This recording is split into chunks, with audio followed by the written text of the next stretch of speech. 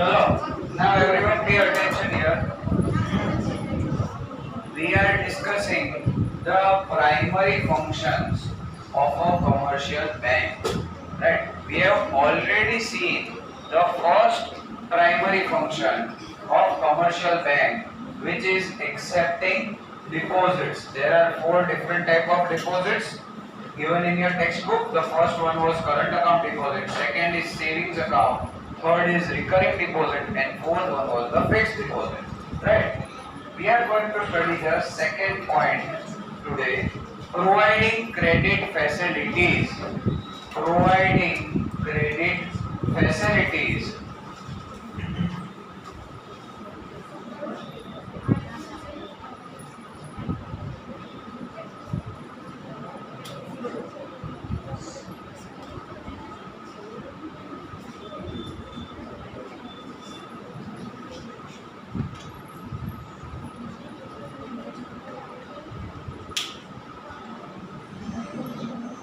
In the primary function of commercial banks, we are talking about point number 2, which is providing credit facilities.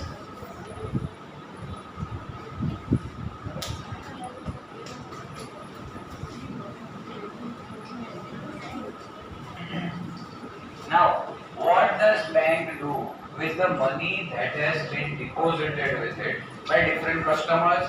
They are obviously going to lend this money to someone else. Then and only then will they be able to earn interest or some amount of return on that money, and then they are able to pay interest to the account holders, right? And between both of them, whatever percentage gap is there, that is the income of the bank, which we have already discussed yesterday. Now, providing credit facilities, there are a number of types of loans that are provided by the bank. If you want to buy a house, then bank is going to provide you a loan, a housing loan. If you want a loan for your education purpose, then bank is also providing such loans. If you want to buy some personal asset like a laptop, computer, vehicle, if you want to buy a new car, then also bank is going to give you a loan at a particular rate of interest. But the difference is housing, which is the basic necessity, carries a comparatively lower rate of interest than other items. Housing is a basic facility, so housing loan can be availed at anywhere around 7% or less than that currently. If you want to buy a mobile phone, a costly mobile phone, or you want to buy a laptop, or you want to buy a car, then the interest rates are higher than that, anywhere around 9% or so. And it depends, and it is different from bank to bank. So it is not necessary that each and every bank might provide you a loan at the same particular rate of interest. And also, the rate of interest depends on the documents submitted by you. If you have submitted all the necessary documents that the bank has demanded within the stipulated time, and all the documents prove that you are a genuine person, you have not defaulted in the past in making any kind of payment, then they are going to give you a loan easily, and they are going to provide you a loan at a comparatively lower rate of interest. अगर तुम्हारे documents proper નથી, તમે બહુ જ ઓછો income tax ભરો છો, right? અથવા તમારી regular income નથી past 3 to 4 years ની અંદર, so bank will hesitate in providing a loan to you, because bank will think if this person is not able to meet his daily needs, then how is he going to pay the installment of the loan, right? So this is why they are asking you for different kind of documents that you need to submit to take a loan. And the tenure of the loan, is different for each and every person, and is different from product to product. Tenure means the time period. Tenure means the time period of repayment of the loan. So if you are taking a housing loan, then they will provide you adequate time, say 15 years or 20 years to repay the loan. But if you are purchasing some other asset, then they might give you a comparatively lesser time because the amount is also going to be a smaller amount as compared to your house, right? So tenure is different from product to product and person to person. Someone thinks that I will be able to repay this loan very instantly. So I do not need a loan for a longer term, I need it for a shorter term. Then you can also repay your housing loan within 5 to 10 years if you wish to. Right? Now, the rates of interest might vary when you change the time duration. Whenever you change the time duration, the rates of interest might vary, and there is an option. There is an option whether you need to have a fixed interest rate, whether you need to have a fixed interest rate on your loan, or you need to have a floating interest rate on your loan. Does anyone know what is the difference between these two interest rates? Fixed interest rate and a floating interest rate. બંને ઉપર loan મળી શકે છે. But what is the benefit of which? અગર તમે fixed interest select કરો છો, સપોઝિંગલી અત્યારે 7% ચાલે છે હાઉસિંગ લોન, તો 7% ઇન્ટરેસ્ટ લાગશે for the next 15 to 20 years on your loan. But અગર તમે ફ્લોટિંગ રાખો છો અને ફ્યુચરમાં like right now the interest are declining day by day. પહેલા ફિક્સ્ડ ડિપોઝિટ ઉપર 9 to 10% મળતા હતા before 10-15 years. કરન્ટલી તમને ફિક્સ્ડ ડિપોઝિટ ઉપર only 5.2% જેટલું તે રિટર્ન મળે છે. તો interest rates are declining day by day. Similarly, loan rates are also declining. Earlier 12-13% માં તમને અલગ અલગ લોન્સ મળતી હતી. સેમ લોન્સ અત્યારે તમને 7 to 9% or maximum 10% માં મળી જાય છે. So if you select a floating interest rate in a developing economy, then you will be in a benefit કારણ કે ધીમે ધીમે જે growth rate છે એ આપણી ડિક્લાઇન થતી જાય છે, તો એના લીધે વધારે રિટર્ન મળતું નથી. બરાબર છે? And therefore banks are also going to reduce the rates on your loan. તો floating interest rate હોય તો અત્યારે 7% ચાલે છે, તો bank will charge 7%. અગર એક વર્ષ રહીને rates decrease થઈ જાય છે 5.5%, then bank will charge you 5.5%. Automatically તમારો લોન નો interest rate જે છે that goes down. તો તમને થોડું comparatively cheap પડશે in repaying that loan, right? So therefore floating interest rate વાળો concept છે તમારે સમજવો જોઈએ, because in future you are also some of you might opt for taking a loan for buying some or the other thing. So you should know these concepts. They might not be in your textbook, but practically તમને આ વસ્તુનું knowledge હોવું જોઈએ. What is fixed interest rate, what is floating interest rate. On the other hand, અગર કોઈ economy હજી હવે grow કરવાનું સ્ટાર્ટ કરે છે, તેની ગ્રોથ રેટ વધશે એટલે એનું રિટર્ન પણ વધશે. તો અગર એવું બનશે તો interest rate might go up. તો એની અંદર અગર તમે ફ્લોટિંગ ઇન્ટરેસ્ટ રેટ સિલેક્ટ કરેલું છે તો એ તમે નુકસાનમાં રહેશો કારણ કે banks will start charging more interest on your loan. But જ્યારે ઇન્ડિયા જેવી ઇકોનોમી છે એની અંદર continuously since past few years rates are declining. So you expect a further fall in the interest rates also. Therefore, you must opt currently for a floating interest rate loan. કે જેનાથી ફ્યુચરમાં interest ઘટી જાય તો તમારું પણ ઘટી જશે ઇન્ટરેસ્ટ, તો તમારે જલ્દી રીપે થઈ જશે લોન. જે ટાઈમ તમે 20 યર્સમાં લોન રીપે કરવાના હતા might get finished within 18 years or at times 17 years અગર subsequently those interest ઘટી ગયું હોય તો. Right? So this is the concept of fixed and floating interest rate. Right? Next is payment and withdrawal facilities.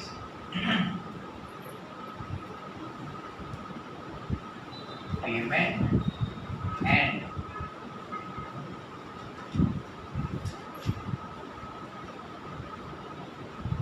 withdrawal facilities. So what are the different payment facilities provided to you by the bank? તમે અલગ અલગ જગ્યાએ અલગ અલગ યુટિલિટીના bills pay કરી શકો છો. You can recharge your phone online. You can make payment or buy products. You can buy products or take a service using debit or credit cards or using online modes of payment like UPI. You can pay your gas bills, you can pay your electricity bills online. બરાબર છે, તમે PGVCL ની website ઉપર જઈને અથવા અલગ અલગ application છે લાઈક પેટીએમ, ફોનપે એ બધા યુઝ કરીને ઇલેક્ટ્રિસિટી બિલનું પણ પેમેન્ટ કરી શકો છો. ડાયરેક્ટલી પૈસા તમારે બેંકમાંથી કટ થઈ જશે, ડિડક્ટ થઈ જશે, રાઈટ. અર્લિયર તો એવું હતું કે લોકો પોતાની સેવિંગ્સ જે બેંકમાં જમા થયેલી છે, સેલેરી આવેલી છે, now they will go on the first or second of the month withdraw કરી લેશે એની અંદરથી એટલા પૈસા જેટલા એમને મંથમાં સ્પેન્ડ કરવાના છે, અને પછી અલગ અલગ જગ્યાએ લાઈનમાં ઊભા રહીને બિલ પે કરશે. બટ કરન્ટલી ઓનલાઈન ફેસિલિટીના લીધે તમારે કોઈ પણ લાંબી ક્યુમાં ઊભા રહેવું પડતું નથી. બરાબર છે. Only online modes are not working, તો તમારે ફિઝિકલમાં જવું પડે છે at times, but this is not a major problem. ક્યારેક તમારે જવું પડે then it is okay, but તમારો ટાઈમ બચી જાય છે આની અંદરથી. And time is the most important thing for everyone right now. Everyone has limited time, and with that limited time they want to achieve the maximum possible things in their life, right? તો આ payment માટે તમારી પાસે અલગ અલગ utility bills, these all are called utility bills, તમે અલગ અલગ યુટિલિટી બિલ્સ પે કરી શકો છો. if you are traveling to a foreign country અને તમારી પાસે માસ્ટર કાર્ડ or વિઝા નું જે ડેબિટ કાર્ડ છે or credit card છે, then you can use that debit card or credit card for hotel bookings and for different purposes. અગર તમે shopping કરવા જાવ છો કે તો તમે ત્યાં આગળ પણ ડેબિટ કાર્ડથી પેમેન્ટ કરી શકો છો, યુપીઆઈ થી પેમેન્ટ કરી શકો છો. Even you can book a cab or an auto rickshaw through Ola or Uber, right, and make payment online. તો તમારે એટલા રૂપિયા પણ છૂટા નથી રાખવા પડતા if you are traveling in a big city like Ahmedabad. બરાબર છે. even if the bills are so small, you can make payment online, and everyone is accepting payments online. This is what facilitates this thing. અગર સામે કોઈ receive કરવા વાળું નથી તો પછી આ સર્વિસીસ નકામી પડી જાય, but we are accepting payments online. So these are different payment facilities given to you. Now we talk about the withdrawal facilities. Withdrawal मतलब account ની અંદર શીખેલા છો, owner withdraws goods or owner withdraws money. Similarly, તમે બેંકમાંથી તમારા જે money છે, you are withdrawing, you keep withdrawing money for different purposes. Then what are the different withdrawal facilities provided by the bank to you? You can withdraw from multiple branches. You can withdraw money from multiple branches of your own bank. This is the facility provided. અગર તમારો HDFC બેંકમાં અહીંયા આગળ account છે, you are traveling to some other city, and you can withdraw money from your account from that city's particular branch also, HDFC branch of some other city. You can withdraw it using a check. Now, apart from that, withdrawal માટે multiple branches તો છે, એના સિવાય you have debit credit cards, જેની અંદરથી તમે કોઈ પણ ATM મશીનની અંદરથી પૈસા વિથડ્રો કરી શકો છો of any bank, irrespective of any bank. તમારી પાસે BOB નું ડેબિટ કાર્ડ છે, you can use it in HDFC branch ATM also. તો આવી ફેસિલિટીઝ બધી જ બેંક્સ પ્રોવાઈડ કરે છે, તો ઈઝી વિથડ્રોઅલ થઈ જાય. અગર તમને એવું લાગે છે કે જે રૂટથી હું ટ્રાવેલિંગ કરું છું, I will require a lot of money, but I don't want to carry this much amount of money with me. તો હું ત્યાં આગળ એ સિટીમાં જ્યારે પહોંચું પછી then I can withdraw money using my debit card or credit card, અથવા જે બ્રાન્ચ છે ત્યાં આગળ જઈને અગર વધારે પૈસાની જરૂર છે, because debit credit cards have limit 20-25,000 થી વધારે એ લોકો withdraw નોર્મલ કેસમાં કરવા દેતા નથી. બરાબર છે. તો તમારે એ બ્રાન્ચમાં જઈને ફિઝિકલમાં ચેક લઈ જવાનો, સેલ્ફ લખીને જે ચેક તમે કેશ કાઉન્ટર ઉપર આપશો તો જેટલી પણ અમાઉન્ટ ચેકમાં લખેલી છે તમારા બેંક અકાઉન્ટમાં હશે એટલી અમાઉન્ટ તમે વિથડ્રો કરી શકશો. So these are various withdrawal facilities provided by the banks, provided by the commercial banks to the customers. So these were two functions. Now we are going to understand a very important function, which is credit creation, and it is not very easy, so everyone needs to pay close attention.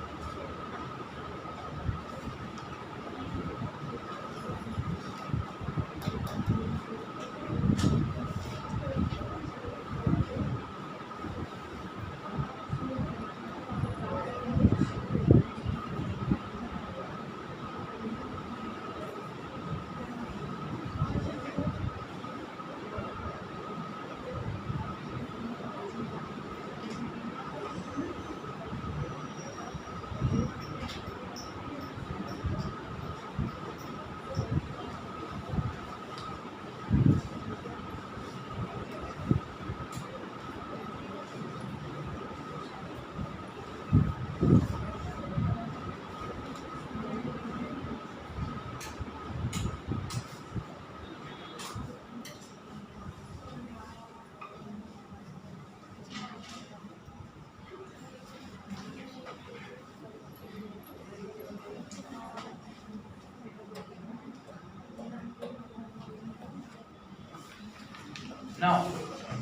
how do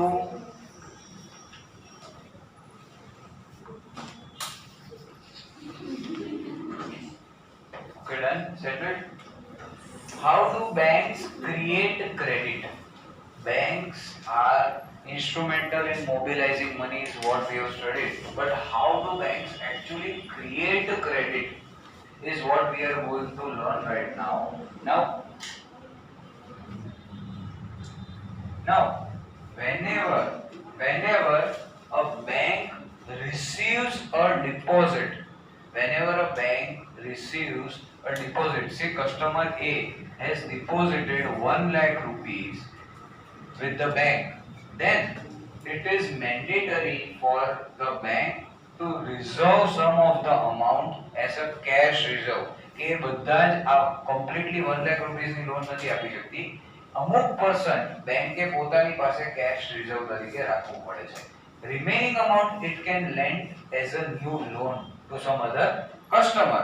So supposingly we take that the cash reserve ratio જે cache બેંકે પોતાની પાસે maintain કરવું પડે and it is some percentage of the total deposits, that reserve is called cash reserve ratio. બરાબર છે, કારણ કે બની શકે એક સાથે તમારી પાસે 100 પીપલે ડિપોઝિટ કરાવેલી છે, બરાબર છે, તમે 100 પીપલની જે સેવિંગ્સ છે એને બધી લોન તરીકે આપી દો અને કોઈ વિથડ્રો કરવા આવે તો તમે ક્યાંથી મની પ્રોવાઈડ કરશો? So for that purpose RBI has decided a cash reserve ratio કે મિનિમમ આટલા percentage cash તમારે મેન્ટેન કરવાનું, બાકીનું મની તમે લોન તરીકે લેન્ડ કરી શકો છો. તો supposing if the cash reserve ratio is say 20%, મતલબ જેટલી પણ ડિપોઝિટ આવે છે ને એના 20% તમારે કેશ રિઝર્વ તરીકે તમારી પાસે સેવ કરવાના, બાકીના અમાઉન્ટની તમે લોન આપી શકો છો. તો how much is the 20% of 1 lakh? 20,000. Very simple. 20,000 rupees is to be maintained by the bank as a cash reserve. તો લોન કેટલા રૂપિયાની આપી શકે છે? 80,000 ની. Suppose then a customer comes and asks for a loan, then how much amount a customer B enters the bank and he wants a loan, then you can lend him money up to 80,000, right? Now why I have written it under the deposit thing is જે પણ લોકો નવું loan જ્યારે પણ એ લોકો loan avail કરે છે at that time they have to open a account with the bank. Normal જેમ સેવિંગ્સ અકાઉન્ટ છે એવા ટાઈપનું એક અકાઉન્ટ ખોલાવવું પડશે, લોન અકાઉન્ટ એ લોકોએ, અને બેંક ડાયરેક્ટલી એમને પૈસા નહીં આપે, બેંક એમને ડાયરેક્ટલી 80,000 લોન નહીં આપે. they will transfer this amount as a balance in their account. એટલે એમનું જે સેવિંગ્સ અકાઉન્ટ છે એની અંદર આ 80,000 નું બેલેન્સ ટ્રાન્સફર કરશે અને પછી એમને ચેક આપશે એ મની યુટિલાઇઝ કરવા માટે. ડાયરેક્ટલી વિથડ્રોઅલ બહુ ઓછા લોકો કરે, જ્યાં પણ એમને યુઝ કરવાના હોય ને એની માટે ચેકબુક આપી દે કે તમારે જેને પણ જ્યાં પણ પેમેન્ટ કરવાનું હોય ત્યાં તમે ચેક લઈને જાઓ, યુ કેન મેક પેમેન્ટ. તો આ 80,000 ની નવી ડિપોઝિટ ક્રિએટ થઈ ગઈ કહેવાય એક રીતે, કારણ કે ડાયરેક્ટલી કસ્ટમરના અકાઉન્ટમાં ડિપોઝિટ થશે આ, બરાબર છે. નાઉ 80,000 has become a new deposit. Total deposits have become 1,80,000. Now from this 80,000 again 20% is to be kept as a reserve and you can lend the remaining amount. 64,000 ની તમે એડિશનલ લોન આપી શકો છો with one money. actual માં તમે loans કેટલાની આપી? 80 plus 64 આ એક જ ડિપોઝિટ હતી, ડિપોઝિટ થી તમે લોન કેટલાની આપી? 1,44,000. જ્યારે એક્ચ્યુઅલ માં તમારી પાસે બેંકમાં કેશ કેટલું હતું? ડિપોઝિટ 1 લાખ. તો 44,000 એડિશનલ ક્રિએટ થયા and this cycle keeps on going on and on 4 to 5 times bank create કરે છે આવી રીતે ક્રેડિટ. અને એમાં એવું છે કે બેંક તમને ચેક આપશે કે ભાઈ તમારે જે લોન મેં તમને આપેલી છે, I am issuing a cheque, you have to make payment through cheque. તો whatever asset you are purchasing, make payment through cheque. એટલે ચેક જેવો કોઈ કસ્ટમરને તમે આપશો, તમારા કોઈ પર્સનને કે જેની પાસેથી તમે અસેટ પરચેઝ કર્યું છે, he is going and depositing that cheque in the bank. બરાબર છે. પછી જ્યારે ક્લિયરિંગ નો ટાઈમ આવે છે, ત્યારે મલ્ટિપલ બેંક્સની બ્રાન્ચીસનું ક્લિયરિંગ એક સાથે હોય છે. તો at that time this amount is adjusted there. But એકચ્યુઅલમાં તો આ 1 લાખ ની ડિપોઝિટ થી આપણે 1,44,000 ની લોન આપી દીધી. બરાબર છે. You understand this thing? Sir 1 lakh માંથી 80,000 રહ્યા તો 80,000 પ્લસ કેવી રીતે? 80,000 એના અકાઉન્ટમાં ડિપોઝિટ કરવાના છે, ડાયરેક્ટલી કેશ નથી આપવાના. એ જ વાત છે.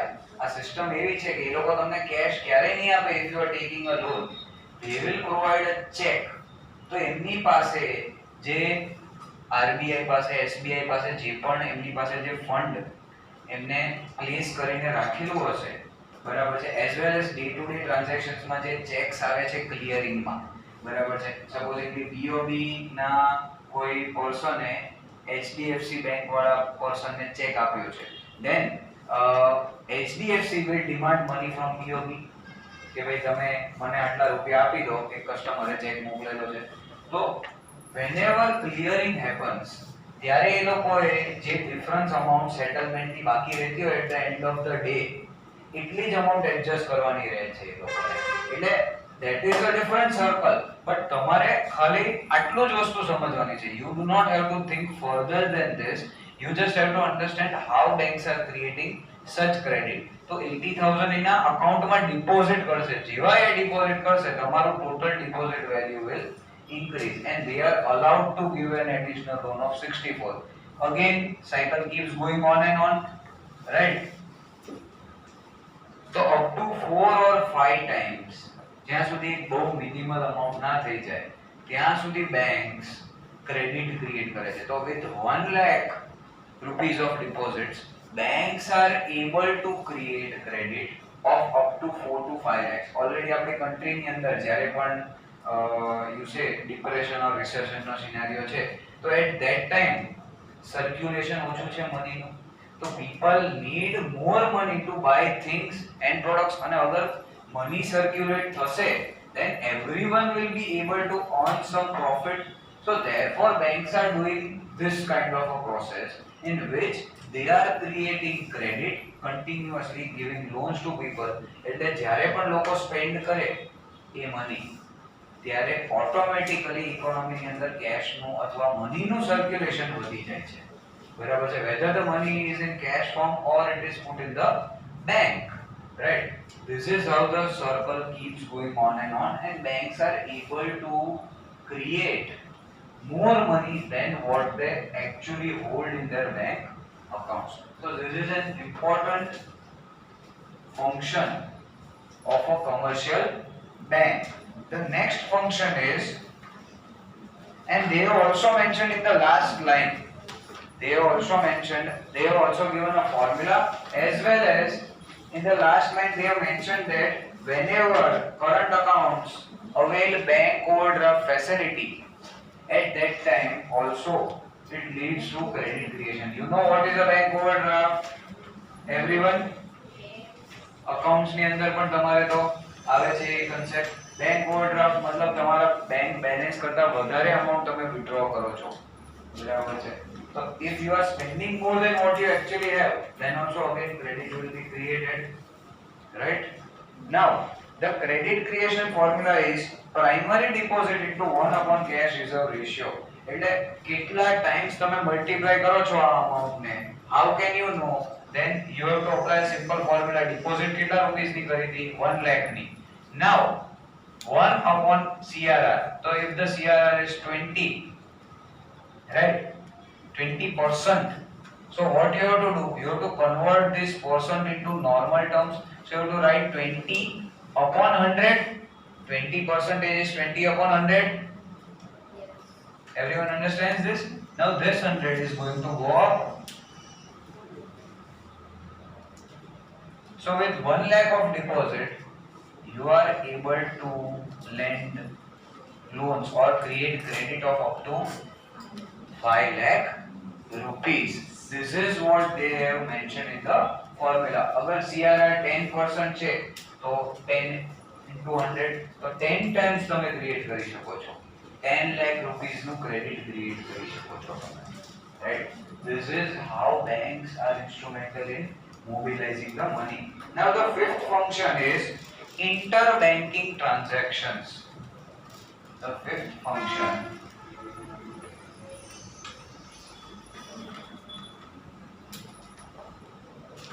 interbanking transactions. At times it happens that ક્યારેક તમારી પાસે ડિપોઝિટ્સ ઓછી છે આજના દિવસની and withdrawals are more. તો જેટલું પણ તમારી પાસે કેશ રિઝર્વ હતું it is going to exhaust sooner or later અને at the end of the day cheques પણ ક્લિયરિંગ માં એટલા બધા આવેલા છે કે તમારે બીજી બધી બેંક્સ ને ઘણા બધા રૂપિયા દેવાના નીકળે છે આજે બરાબર છે at the end of this day રોજે રોજ જે ચેક ક્લિયર થાય છે અને બીજા અકાઉન્ટમાં જમા થાય છે તો એ પ્રોસેસ બેંકે ફોલો કરવી પડે supposingly HDFC has to give money to BOB or you say Canara Bank or some other bank, Axis Bank. So what HDFC will do is if it does not have required amount of cash, so it will borrow money from some other bank for 1 day, 2 days or up to maximum of 14 days. Right? So if one bank demands short term money for 1 to 14 days from other bank, then it is called call money. Then it is called call money. Right? And whenever જ્યારે પણ પછી બીજા દિવસે વધારે checks આ લોકોના ફેવરમાં આવેલા હોય છે ક્લિયરિંગ ના ત્યારે એડિશનલ ફંડ્સ હશે બેંક પાસે એવું તો રોજે રોજ બને નહીં કે આપણે ખાલી દેવાના નીકળે છે લોકો ડિપોઝિટ નહીં કરાવે તો આપણે પે કેવી રીતે કરશું એટલે એવું પણ બને કે કોઈક દિવસે આપણી પાસે એડિશનલ ફંડ્સ છે તો we are also helping other banks અને જ્યારે પણ આપણે કોઈની પાસેથી આવી રીતે મની કલેક્ટ કરેલા છે then after few days that particular bank is going to return this money to the other bank. એ બંને વચ્ચેના રિલેશન્સ ઉપર ડિપેન્ડ કરે છે કે કોલ મનીનો ઇન્ટરેસ્ટ રેટ શું રાખશે બીકોઝ એમને તો કોઈ પણ પર્સન તમને પૈસા આપશે નહીં કોઈ પણ ઇન્સ્ટિટ્યુશન તમને ફ્રીમાં પૈસા નહીં આપે they are going to charge some amount of interest તો એ કેટલો ઇન્ટરેસ્ટ ચાર્જ કરશે it depends of the relation between different banks. अगर HDFC and Axis Bank वच्चे बहुत सारा relation they are frequently entering into such type of transactions. So ये लोग बहुत minimum rate ऊपर ये लोगों ने money provide करे छे.